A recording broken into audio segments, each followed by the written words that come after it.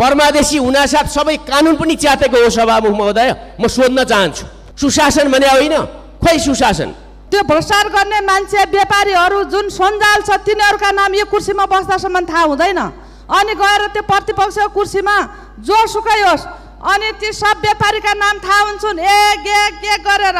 यो क्यानको चतुरबहादुर चन्दजीले यसरी चतुर्याई गरेर देशको क्रिकेट क्षेत्रलाई खत्म गर्नुभएको छ। यो साधारण विषय होइन। त्यो सम्झौता च्यातिनु पर्दछ, यो पुनर्विचार गरिनु पर्दछ, नयाँ सम्झौता गर्नुपर्छ। गर्ने भए पनि यसरी राष्ट्रिय आत्मविश्वास गुमाउन सकिँदैन र भएभरको सबै अधिकार इन्डियन ल नेपालमा लागू हुने नेपालको कानुन खोइ। म अस्ति प्रतिपक्षको कुर्सीमा त्यहाँ हुँदाखेरि कर्णालीका लागि के गरे हो भनेर सरकारलाई क्वेसन आउँथ्यो। आज यो सिंहदरबारको कुर्सीमा जाँदै गर्दा त्यो कुर्सीमा बस्दै गर्दा कर्णालीमा मान्छे छैनन्, वन मान्छे छन् भन्ने व्यवहार, यसको अन्त्य कहिले हुने हो सभामुख महोदय? के कर्णालीमा साँच्चै वन मान्छे बस्छन् त? नेपालको सम्पूर्ण खेल क्षेत्रलाई भारतको 73 स्पोर्ट्स प्राइभेट लिमिटेड कम्पनीको हातमा सुम्पियो र खेल क्षेत्रको क्रिकेट खेलको बन्द्याकरण गर्यो, त्यो पनि 8 वर्षको लागि। सबैलाई थाहा छ सभामुख महोदय, खेलाडीहरू लिगहरूमा हायर हुन सक्छन्, तर यहाँ सम्पूर्ण खेल क्षेत्रमाथिको नियन्त्रण एउटा भारतीय कम्पनीलाई दिइएको छ र त्यो क्यानलाई नेपाल सरकारले अनुदान दिन्छ।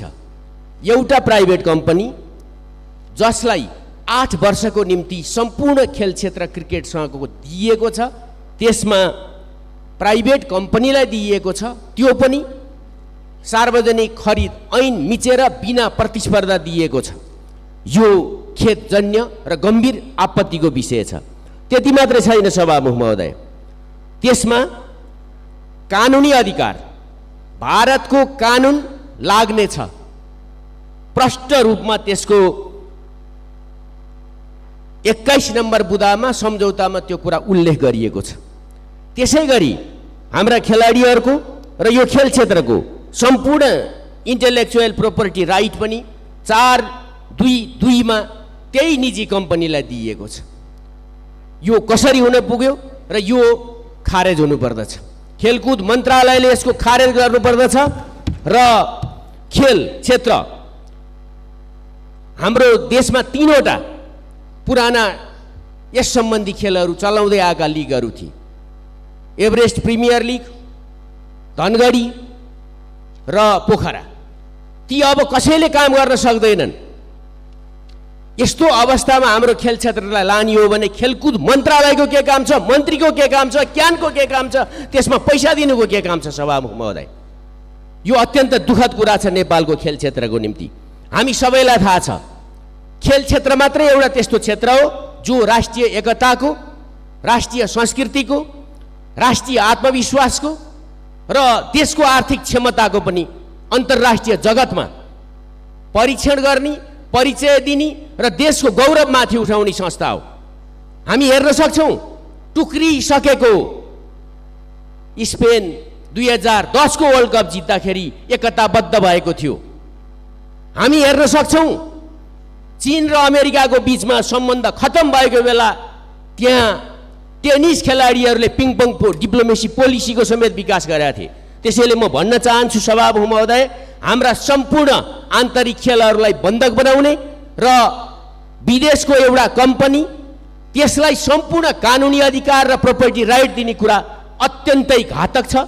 खेलकुद मन्त्रीजीले यसमा चर्चा आएका छन्, व्यापक आर्थिक अनियमितता भएको छ, 3 करोड 30 लाखमा दिइएको छ। यो विषय के हो र बिना प्रतिस्पर्धा दिइएको छ। सरकारलाई कानुन लाग्दैन? सरकारले कानुन मिच्न सक्छ? परमादेशी हुनासाथ सबै कानुन पनि च्यातेको हो सभामुख महोदय। म सोध्न चाहन्छु, विधिको शासन खोइ? सुशासन भने होइन? खोइ सुशासन?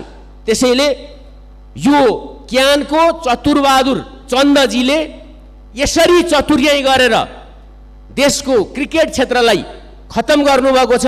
यो साधारण विषय होइन। यसमा हामी सरकारको ध्यान आकर्षित गर्छौँ। मन्त्रीजीले तत्काल यस विषयमा चासो राख्नु पर्दछ। ठिक छ सभामुख महोदय, समयका लागि त धन्यवाद दिन्छु, 1 सेकेन्डमा सक्न चाहन्छु। यसरी खेल क्षेत्रलाई बर्बादी बनाउने कुरा हुन सक्दैन। सरकारले यो फिर्ता लिनुपर्दछ, त्यो सम्झौता च्यातिनु पर्दछ, यो पुनर्विचार गरिनु पर्दछ, नयाँ सम्झौता गर्नुपर्छ। गर्ने भए पनि यसरी राष्ट्रिय आत्मविश्वास गुमाउन सकिँदैन र भएभरको सबै अधिकार इन्डियन ल नेपालमा लागू हुने नेपालको कानुन खोइ। यति नै भन्न चाहन्छु। धन्यवाद सभामुख महोदय। सँग जोडिएका कतिपय मुद्दाहरू चाहिँ सर्वोच्च अदालत के अरे नियमित अदालतमा मात्रै झन्डै 300 भन्दा बेसी मुद्दाहरू चाहिँ छन्। 300 भन्दा बेसी मुद्दाहरू माओवादी आन्दोलनसँग जनयुद्धसँग जोडिएका चाहिँ नेता कार्यकर्ताका विरुद्धका चाहिँ मुद्दाहरू छन्। झन्डै 6000 जति चाहिँ नेता कार्यकर्ताका विरुद्ध मुद्दाहरू अझै पनि विचाराधीनको रूपमा चाहिँ अदालतमा चाहिँ केन्द्रित रहेको चाहिँ छ। ती मुद्दाहरू अझै पनि किनारा लागेको छैन चाहिँ। त्यस कारणले गर्दाखेरि चाहिँ यो शान्ति प्रक्रियासँग जोडिएका मुद्दाहरूको बारेमा अझै पनि समस्या समाधान हुन सकिरहेको छैन। कानुन बन्यो, ऐन बन्यो, सत्य निरूपण मेलमिलाप आयोग सम्बन्धी कानुन बन्यो, तर कानुनका केही धारा दफाहरूको सन्दर्भमा चाहिँ सर्वोच्च अदालतले 2071 सालमा चाहिँ एउटा आदेश दिएर चाहिँ त्यसका केही संशोधन गर्ने भनेर भनियो, तर अहिलेसम्म त्यो संशोधन हुन सकेको छैन, कानुन संशोधन हुन सकेको छैन। त्यसले गर्दा सत्य निरूपण मेलमिलाप आयोग त्यतिकै जिम्मेवारीविहीन प्रकारले चाहिँ अड्किरहेको अवस्था चाहिँ छ। त्यसो भएको हुनाले त्यो कानुन छिटो संशोधन गर्नुपर्ने आवश्यकता छ। कानुन संशोधन हुन नसक्नुको पछाडिको कारण चाहिँ अहिलेसम्मका सरकारहरू चाहिँ सफल हुन नसक्नुको पछाडिको कारणहरू हेर्दाखेरि खोज्दै जाँदाखेरि हामी के देख्छौँ त भन्दाखेरि चाहिँ अन्तर्राष्ट्रिय कानुनको कुरा, मानवाधिकारको गम्भीर मानवाधिकारको चाहिँ उल्लङ्घनका कुराहरू आदि प्रश्नहरूको आधारमा चाहिँ कतिपय पश्चिमा डलरमा सञ्चालित खालका एनजिओ आइएनजिओसँग जोडिएका अथवा मानवाधिकारको नाममा जोडिएका कतिपय डलरमा सञ्चालित खालका संस्थाहरूले चाहिँ विभिन्न ढङ्गले अब्स्टेकलहरू पैदा गरिरहेका चाहिँ छन्। चाहे कानुन निर्माणको बारेमा होस्, चाहे सत्य निरूपण मेलमिलापको आयोगको बारेमा होस्, चाहे बेपत्ता नागरिकको खोजीको बारेमा होस्, त्यसले गर्दाखेरि मुलुकमा द्वन्द्वलाई यथावत रूपमा रहिरहन र द्वन्द्व व्यवस्थापन गर्न नदिने, दलहरू बिचमा सहमति र सहकार्य गर्न नदिने, द्वन्द्व व्यवस्थापन गर्न नदिने, समाजलाई विखण्डन गराउन खोज्ने र सधैँ चाहिँ तपाईँको डलरको खेती गरिरहने खालको प्रवृत्तिले काम गरिरहेको छ। र यो प्रवृत्ति जबसम्म रहिरहन्छ तबसम्म यो द्वन्द्व व्यवस्थापन हुने सम्भावना देखिरहेको छैन।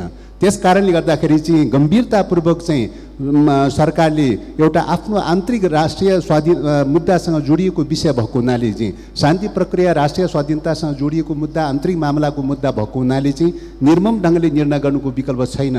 चाहे कानुन निर्माण गर्ने मुद्दामा होस्, चाहे चाहिँ टिआरसीसँग जोडिएको अथवा सत्य निरूपण मेलमिलापसँग जोडिएका के अरे बेपत्तासँग जोडिएका इस्युहरू किन नहोस्, त्यसमा दलहरूको बिचमा एउटा आपसी सहमतिको आधारमा, राष्ट्रिय सहमतिको आधारमा चाहिँ प्रभावकारी ढङ्गले कदम चाल्ने हो भने मात्र यो समाधान हुन सक्छ। यो राष्ट्रिय मुद्दा हो, राष्ट्रिय मुद्दा समाधान हुन सक्छ। अन्यथा यो राष्ट्रिय मुद्दालाई चाहिँ तपाईँको द्वन्द्व व्यवस्थापनको नाममा चाहिँ तपाईँको चाहिँ विभिन्न ढङ्गले एकले अर्कोको विरुद्धमा प्रयोग गर्ने, दुरुपयोग गर्ने र त्यो मुद्दालाई विभिन्न ढङ्गले दुरुपयोग गर्ने, चाहिँ बाहिर भ्रमणका क्रमहरूमा दुरुपयोग गर्ने, कर्णेल कुमार लामाको घटना देखिरहेकै छ। अहिले पनि कतिपय सङ्घ संस्थाहरूले चाहिँ यहाँ द्वन्द्वसँग जोडिएको नाममा विभिन्न नामहरू टिका टिप्पणी गरेर चाहिँ नामहरू लिएर चाहिँ तपाईँको भ्रमणहरूमा अवरोध पैदा गर्ने कोसिस गरिरहेका छन्। कतिपय संस्थाहरूले चाहिँ तपाईँको अन्तर्राष्ट्रिय हेग अदालतको कुरा चाहिँ तेर्स्याउने गरिरहेको छ। यद्यपि कानुनी रूपले भन्ने हो भने नेपाल रोम विधानको चाहिँ सदस्य बनेको छैन, त्यसकारणले अन्तर्राष्ट्रिय फौजदारी अदालत आकर्षित हुने देखिँदैन। यो राष्ट्रिय मुद्दा हो, राष्ट्रिय रूपले व्यवस्थापन गर्नुको विकल्प छैन भन्ने लाग्छ। त्यस कारणले गर्दाखेरि राष्ट्रिय मुद्दा हुँदा हुँदै पनि कतिपय चाहिँ डलरमा चलिरहेका चाहिँ कतिपय संस्थाहरू पश्चिमा डलरमा चल्ने खालका चाहिँ मानवाधिकारका नामका कतिपय संस्थाहरूले चाहिँ जुन ढङ्गले खेती गरिरहेको छ, नेपालीहरूको बिचमा मिल्न नदिने, द्वन्द्व व्यवस्थापन गर्न नदिने, दलहरू बिचमा सहमति र सहकार्य गर्न नदिने र मुलुकलाई सहज परिस्थितिमा जान नदिने प्रकारका जो प्रवृत्ति छ, यो प्रवृत्ति भनेको राष्ट्रिय स्वाधीनताको निम्ति आत्मघाती खालको प्रवृत्ति हो। यो आत्मघाती खालको प्रवृत्तिको विरुद्धमा सम्पूर्ण दलहरू सरकार दृढतापूर्वक एकजुट भएर अगाडि बढ्न सक्यो, राष्ट्रिय सहमति जुटाएर अगाडि बढ्न सक्यो भने यो द्वन्द्व व्यवस्थापन हुन्छ। मुलुकको राष्ट्रिय अस्मिता, आन्तरिक एकता गुणात्मक रूपले चाहिँ नयाँ उचाइमा एकता पैदा गरेर अगाडि बढ्न सक्ने छ। अन्यथा फेरि पनि यही रूपमा चाहिँ गिजुलिरहने अवस्था पैदा भयो भने फेरि द्वन्द्वको पुनरावृत्ति हुने मात्रै होइन, मुलुकको राष्ट्रिय अस्मितामाथि समेत पनि गम्भीर खतरा देखा परेको हुनाले राष्ट्रिय स्वाधीनताको कोणबाट हेर्नुपर्छ, शान्ति प्रक्रियालाई राष्ट्रिय स्वाधीनताको कोणबाट हेर्नुपर्छ, राष्ट्रिय स्वाधीनतालाई आत्मस्वाभिमानको कोणबाट हेर्नुपर्छ, आत्मनिर्णयको कोणबाट हेर्नुपर्छ। त्यही ढङ्गले समस्या समाधान गर्नलाई हार्दिक आग्रह गर्दै आफ्नो भनाइ टुङ्ग्याउँछु। धन्यवाद। सदनमा आएर पनि छलफल हुन सकिरहेको छैन। हुन त सुनेको छु माननीय गृहमन्त्रीज्यू एकदमै दौडधुपमा हुनुहुन्छ, राजनीतिक दलको प्रमुख नेता कहाँ पुगेर समन्वय गरिराख्नु भएको छ। यसलाई चाहिँ हामीले एउटा नागरिक नेपाली नागरिक भएर नागरिकबाट वञ्चित भइरहेका छन्, मतदान गर्न पाएका छैनन्, शिक्षाबाट वञ्चित छन्, रोजगारीबाट वञ्चित छन्। यसलाई चाहिँ एकदमै संवेदनशील विषय हो। हामीले दलगत स्वार्थ नहेरेर एउटा नागरिकलाई हामीले राजनीतिक दलको स्वार्थमा यो साँडेको जुधाइ भेडाको मिचाइमा यी नागरिक नपरोस् भन्ने मैले सभामुखज्यू मार्फत सरकारको म गम्भीर रूपमा ध्यान आकर्षण गराउन चाहन्छु। चाँडोभन्दा चाँडो यो विधेयक सदनमा आएर छलफल होस् र त्यसै गरेर अर्को यो गैर आवासीय नेपालीहरूका बालबालिका पनि अहिले लाखौँ बालबालिकाहरू नागरिकताबाट वञ्चित भएका छन्। नेपाली नागरिक हुँदाहुँदै बाबुआमा नेपाली नागरिक हुँदाहुँदै पनि ती बालबालिकाले हरेक कुराबाट वञ्चित हुनु परेको छ। यसमा पनि सरकारको र यो राजनीतिक दलको एकदम यो गहिरो रूपमा एकदम संवेदनशील विषयलाई चाहिँ ध्यान आकर्षण होस् भन्न चाहन्छु। यसलाई सहमतिमै ल्याएर यहाँ छलफल भएर छिटोभन्दा छिटो यो सदनबाट पारित होस् भन्न चाहन्छु। अनि अर्को कुरा, यो हुम्ला जिल्लाले अहिलेसम्म किताब पनि पाएको छैन, एउटा आइङ्गिङ क्याम्पस पनि पाएको छैन। म आएर 4 वर्ष यहाँ हुम्लाले आइङ्गिङ क्याम्पस पाउनुपर्छ भनेर प्रोसेसमा छ। यो शिक्षा मन्त्रालयले अहिलेसम्म, मैले अस्ति बजेट आउँदा पनि मैले माग गरेँ, अहिलेसम्म किन ध्यान आकर्षण हुँदैन? सभामुख महोदय, म हेर्दै गर्छु यो कर्णालीलाई हेर्ने नजर के कर्णालीमा साँच्चै वन मान्छे बस्छन् त? म हेर्दैछु, म अस्ति प्रतिपक्ष कुर्सीमा त्यहाँ हुँदाखेरि कर्णालीका लागि के गरे हो भनेर सरकारलाई क्वेसन आउँथ्यो। आज यो सिंहदरबारको कुर्सीमा जाँदै गर्दा त्यो कुर्सीमा बस्दै गर्दा कर्णालीमा मान्छे छैनन्, वन मान्छे छन् भन्ने व्यवहार, यसको अन्त्य कहिले हुने हो सभामुख महोदय? कर्णालीमा साँच्चैकै मान्छे बस्दैनन्। त्यसैले सभामुख महोदय, मैले यो कुर्सीमा हुँदा है जहिले पनि हामीले हाने त गरे त मैले गरे त भन्ने, अनि त्यो कुर्सीमा त्यो भ्रष्टाचार गर्ने मान्छे व्यापारीहरू जुन सञ्जाल छ तिनीहरूका नाम यो कुर्सीमा बस्दासम्म थाहा हुँदैन। अनि गएर त्यो प्रतिपक्षको कुर्सीमा जोसुकै होस्, अनि ती सब व्यापारीका नाम थाहा हुन्छन् के गरेर। खै हामी कर्णालीका मान्छेलाई त थाहा छैन, हामी एकजना व्यापारी पनि चिन्दैनौँ, एकजना त्यो भ्रष्टाचार सिकाउने मान्छे पनि चिन्दैनौँ। हामी ठुलै कुरा गर्छु। सभामुख महोदय, यसको अन्त्य कहिले हुने हो? कर्णालीलाई हेर्ने नजर, यो फरक कहिले हुने हो? यसको जवाब पाउन पाए हुन्थ्यो भन्ने म आशा गर्दछु। धन्यवाद। म सम्मानीय सभामुख महोदय मार्फत नेपाल सरकारको केही विषयमा खास गरिकन यो माध्यमिक विद्यालयका पाठ्यपुस्तकहरू अहिलेसम्म विद्यार्थीहरूको हातमा नपुगेको सन्दर्भमा केही गम्भीर ध्यान आकर्षण गर्न मान्य सभामुख महोदय मार्फत ध्यान आकर्षण गर्न यहाँ उभिएको छु। सभामुख महोदय, यो शैक्षिक सत्र सुरु भएको आज 1 महिना 13 दिन बितेको छ। अहिले माध्यमिक विद्यालयमा करिब 80 लाख विद्यार्थीहरू भर्ना भएका छन्। त्यसमध्ये करिब 75% विद्यार्थीहरू सामुदायिक विद्यालयमा अध्ययन गर्दछन् र अन्य विद्यार्थीहरू निजी विद्यालयमा अध्ययन गर्ने गरेका छन्। र जहिले पनि यो पाठ्यपुस्तकको समस्या हामीले झेलिरहेका छौँ र विगतका वर्षहरूमा पनि यो विषय उठाउँदै आइएको थियो र अहिले पनि त्यो समस्या यथावत छ। नेपाल सरकारले जनशिक्षा सामग्री केन्द्र मार्फत माध्यमिक तहको पाठ्यपुस्तकहरू छपाई गर्ने र वितरण गर्ने काम जनशिक्षा सामग्रीलाई दिएको छ र अहिले यो साल कक्षा 1 देखि 3 सम्मको 1, 2, 3 का पाठ्यपुस्तकहरू निजी क्षेत्रबाट समेत छपाई गरेर वितरण गर्ने जिम्मा दिएको छ। आजसम्मको स्थिति हेर्दा सभामुख महोदय, निजी क्षेत्रबाट छपाई र वितरण गर्ने 1 देखि 3 सम्मका पाठ्यपुस्तकहरू अधिकांश विद्यालयहरूमा पुगेका छन्। ताप्लेजुङदेखि दार्चुलासम्म, झापादेखि कञ्चनपुरसम्म, मुस्ताङदेखि जनकपुरसम्मको हेर्ने हो भने अधिकांश विद्यालयमा 1 देखि 3 सम्मका पाठ्यपुस्तक छन्। त्यो निजी क्षेत्रले छपाई गरेको छ, पुगेको छ। र त्यसभन्दा माथिका 4 कक्षाभन्दा माथिका पाठ्यपुस्तकहरू आजसम्म पनि विद्यालयमा पुगेका छैनन्, विद्यार्थीको हातमा पुगेको छैन। मैले यस विषयमा नेपाल सरकारको ध्यान आकर्षण गर्ने समय आज मागिरहँदा मैले हिजो बेलुका मात्रै मेरो सचिवालयको माध्यमबाट मेरो आफ्नो निर्वाचन क्षेत्र ताप्लेजुङदेखि प्रधानमन्त्री सम्माननीय प्रधानमन्त्रीज्यूको निर्वाचन क्षेत्र डडेलधुराको साथै शिक्षा मन्त्रीको निर्वाचन क्षेत्र बागलुङदेखि यही काठमाडौँको मुटु भानु यो दरबार हाई स्कुलसम्मका करिब 15-16वटा स्कुलको मैले सर्वेक्षण गरेको थिएँ सभामुख महोदय। त्यो सर्वेक्षणले के देखिन्छ भने अहिले पनि कतिपय स्कुलमा 50% पाठ्य पुस्तकहरू पुगेका छैनन्। भानु यो दरबार हाई स्कुल जो काठमाडौँको मुटुमा छ, रानी पोखरीमा छ, अहिले पनि त्यो ठाउँमा झन्डै 30% पुस्तकहरूको अभाव काठमाडौँको स्कुलहरूमा छ। मसँग समय अभाव छ, त्यसकारणले मैले सबै बताउन सकिनँ सभामुख महोदय। मैले बागमती प्रदेशका सबै 13वटा जिल्लाको यो रिपोर्ट पनि यहाँ लिएर आएको छु। एउटा मात्रै उदाहरणको रूपमा सम्माननीय सभामुख मार्फत म भन्न चाहन्छु, बागमती प्रदेशमा नेपाली विषयको 58,875वटा पाठ्य पुस्तक चाहिनेमा अहिलेसम्म 34,450वटा पाठ्य पुस्तक पुगेको छ। बाँकी 24,425वटा पाठ्य पुस्तक अहिले पनि अभाव छ। यसको मतलब झन्डै 35-40% पाठ्य पुस्तक बागमती प्रदेशमा पनि पुगेको छैन, जहाँ ढुवानीको निम्ति सबभन्दा सहज स्थिति छ भने कर्णालीको अवस्था के होला सभामुख महोदय, यसमा सहज ढङ्गले हामीले बुझ्न सकिन्छ। पाठ्य पुस्तक नपुग्दा के समस्या आएको छ सभामुख महोदय?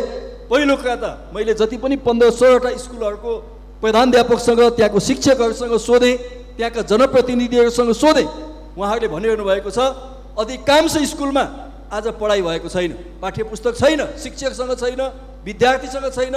के आधारमा उसले पढाइरहेको छ? यो गम्भीर समस्या आज 80 लाख विद्यार्थीहरूले भोगिरहेका छन्। साथै जब पाठ्य पुस्तक छैन भने विद्यार्थीहरूले कक्षा कोठा बन्द गरिरहेका छन्, कक्षा कोठा छोडिरहेका छन् र उनीहरू स्कुलबाट निस्किरहेका छन् र पढाइ राम्रो भएको छैन। भर्खरै मात्रै यो ब्याङ्ककमा, थाइल्यान्डको ब्याङ्ककमा गएको 2 वर्षदेखिको कोभिड-19का कारणले शैक्षिक क्षेत्रमा परेको प्रभावको बारेमा एसिया पेसिफिक क्षेत्रका शिक्षा मन्त्रीहरूको जुन बैठक भएको थियो सभामुख महोदय, त्यो बैठकमा यो लर्निङ जुन लस भएको छ त्यो लर्निङ लसलाई कसरी हामीले रिकभरी गर्ने त्यसमा एउटा सहमति भएको थियो। हाम्रो शिक्षा मन्त्रीले पनि त्यसमा भाग लिनुभएको थियो।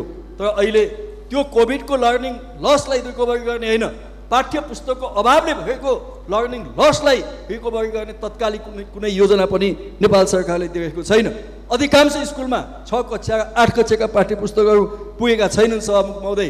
अब छिटै नै प्रथम त्रैमासिक परीक्षा हुँदैछ।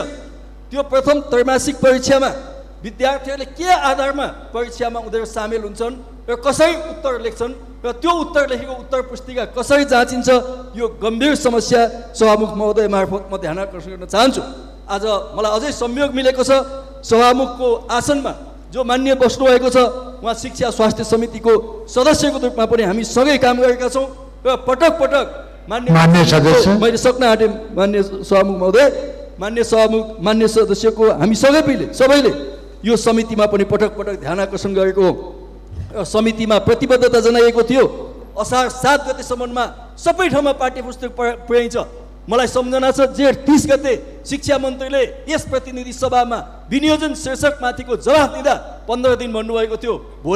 आज 14 दिन हो, भोलि 15 दिन हुँदैछ। आजसम्म पनि प्रदेश वाइज रूपमा भन्ने हो भने औसत रूपमा 25 देखि 30% सके सभामुख महोदय, 25 देखि 30% पाठ्य पुस्तक पुगेका छैनन्। त्यसकारणले म सभामुख महोदय मार्फत यस विषयमा सभामुखको पनि गम्भीर ध्यान आकर्षण होस् र नेपाल सरकारलाई सभामुखले समेत आवश्यक निर्देशन गर्नको निम्ति म गम्भीर ध्यान आकर्षण गर्दछु। धन्यवाद।